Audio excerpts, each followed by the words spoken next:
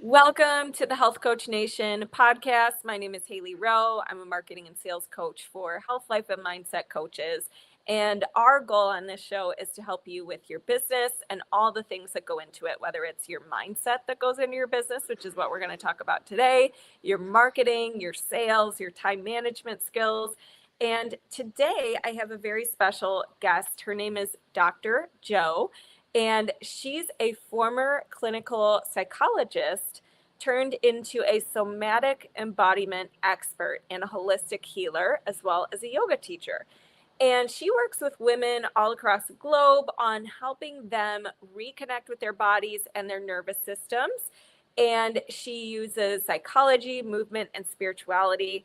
And what's really interesting is she is an expert at helping you with regulating your nervous system and staying grounded and preventing that burnout. And she tends to work with very high performing women. So for those of you who are listening, who maybe are in your business, you're experiencing burnout, you're not feeling grounded, you're always feeling maybe dysregulated or fear or, afraid of rejection in your business or that kind of stuff. I thought it'd be really good to dive in with Dr. Jo to talk about how can we stay grounded. So Dr. Jo, thanks for being here. Tell me a little bit about your story and what led you to do this work. Mhm. Thank you so much for having me, Haley. It's a pleasure to be here. Yeah, so I started early. When I was 12 years old, I was hospitalized for anorexia. And I was fascinated by what the psychologists did there and how they helped me. So I decided I'm going to be a psychologist. And that decision never wavered. So that was kind of a privilege and a gift because I always knew what I was going to do. I was also fascinated by pathology, and I wanted to understand how and why people developed things like eating disorders, depression, all of that. And I knew that I wanted to help people. So that kind of set things in motion. And I knew I wanted to be a psychologist. So I went into psychology. I developed a private practice pretty early. And I did that for 13 years. And then I had a relapse in 2010. And what really turned the corner for me was a yoga body image class.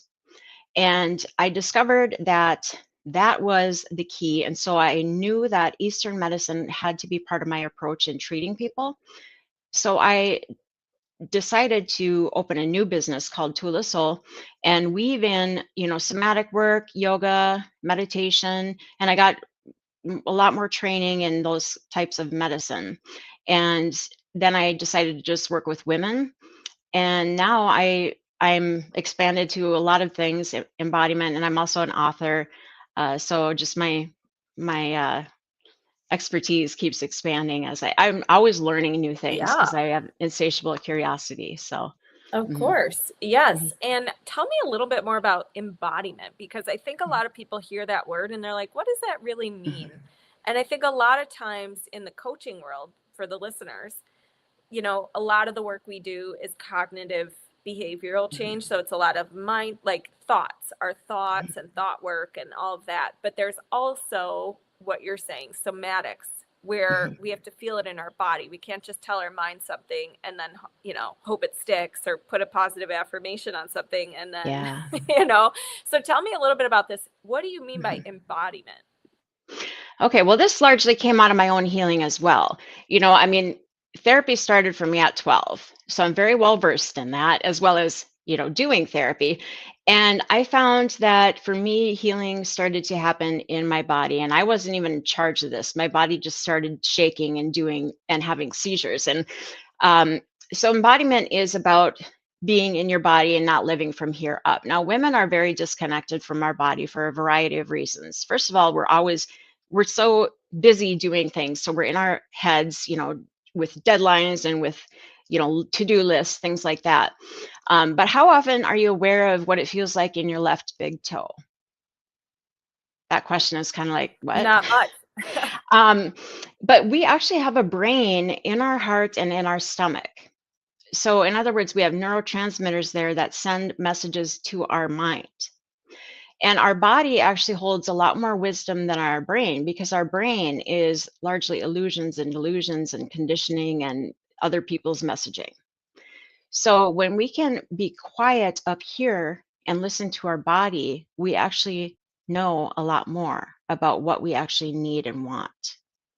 So the practices that I teach are fairly simple, but they're very, very important. So, for example, and I'm coming out with a book called The Embodiment Journal, and every day it's going to have a different practice.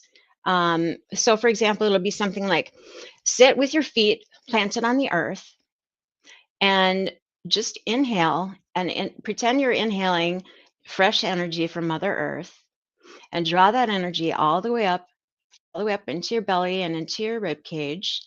And then exhale anything that no longer serves you, any negative energy, back down into Mother Earth through your feet so she can recycle it. And just doing some breaths like that. So, really working with clearing energy and bringing in new energy. And these practices help you get in tune with your body and also start to do some clearing work. The reason that we do this is because our bodies literally hold trauma and tension. And if you think about it, so every time like a trauma or something like that happens, and trauma can be defined as anything that happens too much, too quick, too soon. So it could also be like a positive thing. It doesn't necessarily always have to be a negative thing. So let's say um, suddenly you get a new job, but you weren't quite ready for it, and it's just this big transition. Well, that's kind of traumatic. So your body kind of like freezes and kind of gets stuck in these motions. So your body has to like shake it out. So part of that is also doing some shaking. So I do a lot of like shaking, tapping, doing this, shaking out, things like that. There's so many different techniques that I use, but also it's about interoception and proprioception and neuroception. So interoception is being aware of the body cues inside.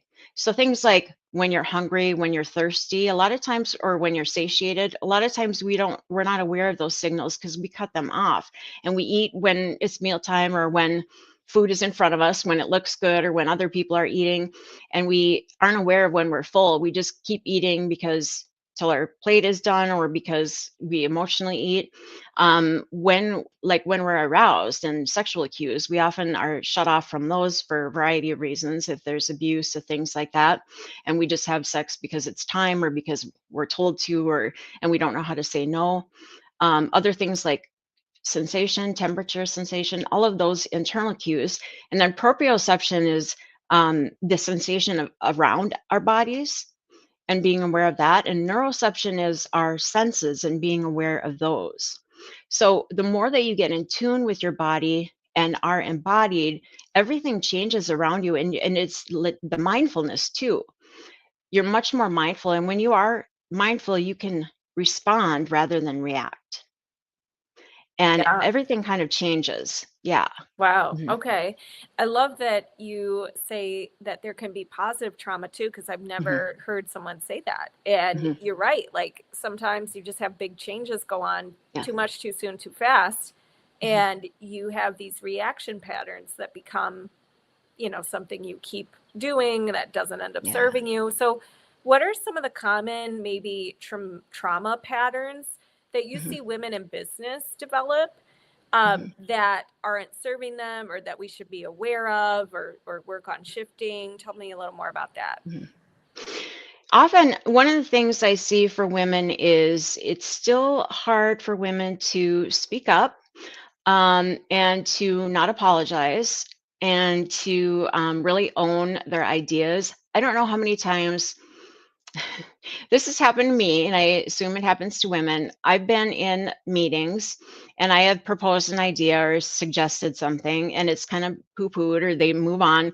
And then a little bit down the road, a man will bring up my same idea, maybe rephrased a little bit. And it's like, oh, yes, yes, we should adopt that. And it's like, so learning how to, um, either reclaim that or yes, as I said a little while ago, we can, or presenting the idea with a little bit more oomph or a little bit more even like posture makes a difference. So like when you're sitting up with a straight spine, and this is about embodiment too, and your tone of voice, and instead of presenting something like, well, I was thinking about, maybe this, more like, I have a great idea, we can do this and this is how it will work. You know what I mean? Like doing some of those practices that will really impact how an idea comes across. And when you present it with confidence and with, the right kind of posture, the right kind of like take leadership attitude, then it can come across very differently. And then maybe the man over in the corner isn't going to take over and claim your idea. Right. And also this thing about, asking for raises and things like that and not feeling worthy and just sort of accepting, not challenging pay raises and asking for more. All of these things are still part of the workplace, environment, still Hmm. very much. And one of the things that I also work on is healing the sister wound. Now, this comes up in the workplace very much. So the sister wound is about, um, women used to, back in the day when it was a matriarch, so queens ruled, and then not and then when men started to compete for land and wanted to keep a woman in the house so they could procreate, so they had kids to work the land, that's when women were separated and they started to compete, of course, for husbands, and then they didn't have those close connections. So I do a women's circle every month, and I'm promoting more and more women to do these because it's so important that we connect in circles. But in the workplace, that shows up as sabotaging each other, competing, cutting each other down, not lifting up and supporting one another, not, sort of pointing out and lifting up, oh, look at how great she did, and doing that kind of thing. So I think one of the things that is really, really important for women is to really support each other and not be in this competitive mode all the time, and instead help each other out and be more collegial and more collaborative. And I'm not saying that Yeah. happens everywhere, but there really is this sort of um, competition, kind of cattiness and comparison kind of, and this is a sister wound and it shows up everywhere, but very much in the workplace. And I understand there are limited roles for women, Hmm. although that keeps all of us down when there's that kind of, attitude going on. Yeah. So really kind of shifting the playbook in terms of not being in this competitive mode, but rather cheering and lifting up our sisters everywhere in whatever position they're in. Yeah, I love Mhm, that. And I think, one of the things that when it comes to burnout, I think some mhm. of the things that burn us out are not physically that we're just doing so much work. That's right. I think it's a lot of mental burnout that comes from competing against other women, Yes. comparing yourself Yes. to other women, Yes. Yes. and all the other habits that we come into with Mhm. mindset. So if That's right. someone's falling into a lot of like overwhelm, comparison, Mhm. I'm not Mhm. doing enough, I'm not good enough, Mhm. how do they start to raise their inner beliefs and get out of that mode? Mhm. Because that, for a lot of them, is causing burnout. Mhm. Yeah, first of all, perspective, like pause. Think of the last time you felt joy, okay? It's not going to be at work. The last time you felt joy is usually in relationship. And when you think about that, then you have to adjust, okay, so why am I thinking about work so much? Why am I spending so much valuable real estate in my head obsessing about work? This is not conducive to a healthy lifestyle or well being. So it's about getting perspective about, okay, so what is work to me and why am I making it my life? It is one aspect of life, it is not your whole life. And then figuring out, okay, so how am I going to, regulate my nervous system about work? And there's a lot of different regulation nervous system. I suggest people work with a coach or a therapist to learn these techniques and learn how to manage their thinking about work and kind of compartmentalize it. I have a technique that I suggest women work with and kind of creates a file or a box in their mind where when they have work thoughts, let's say out of work time, they just sort of think, okay, I'm going to put this in my box, and you can decorate it, make it fancy, however you want. And that way, that you're not dismissing it. You're not, forgetting about it, but you're putting it away so that you can attend to other things. So it's kind of like you're tricking your brain into thinking, okay, I'm not forgetting about you. I'm going to attend to you, but I don't have to attend to you right now because I'm going to go back to what is happening. I'm going to come back to the present and just be mindful and do what I want to do right now, which is play or read or Mhm. just be present. So it's kind of That a is a tucking away, great compartmentalizing. Yeah. That's a great tip. Yes, because so often we're with our family, but we're thinking about work, or we're working and then we're thinking Yes. about our family and we're not really where we are. Yeah. And then it takes Mhm. away from the joy of that experience. And I Mhm. have a similar, I don't call it a box, but I Mhm. have something in my program where we say, put it on the later list. Park the Yeah. idea, put it on the later Yeah. list. You can always come Yep. back to it, but it doesn't need to Exactly. be right now. Yeah, yeah, same So, kind of idea where it's like get it out of your head. And I also mhm. have another idea. We have a lot of us have anxiety and like free floating anxious thoughts.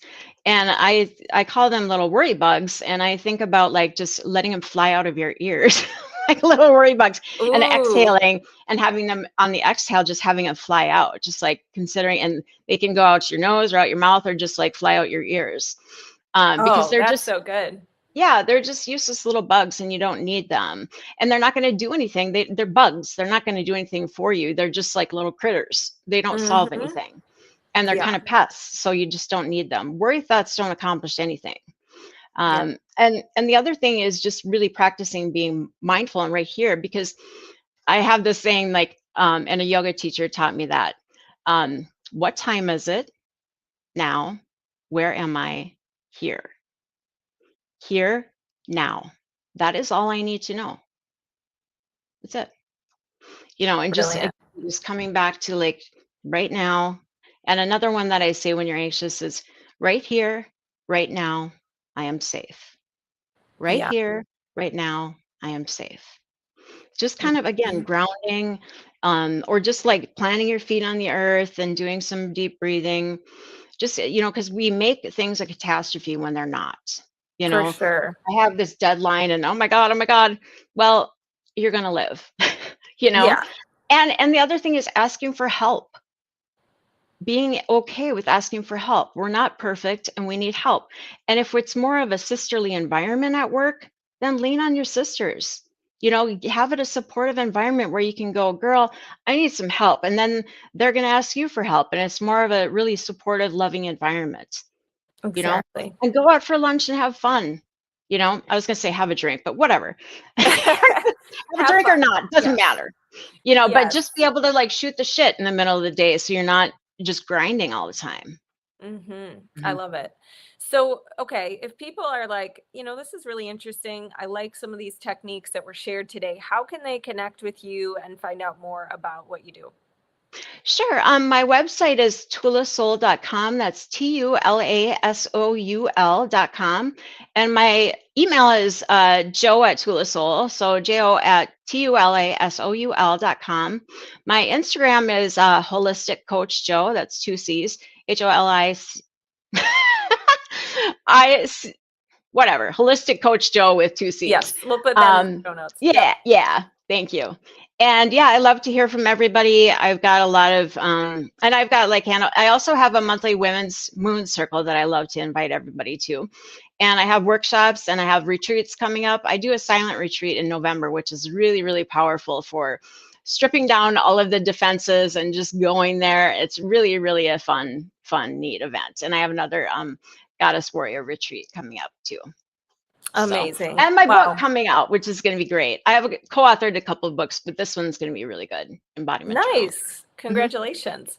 Thank All you. right. So give her a follow, Holistic Coach Joe. Give me a follow. I'm at Haley_Rowe. We're going to go live actually together shortly. So thank you for being here, Dr. Joe, and we'll talk to Thank you you soon. so much. Thank you.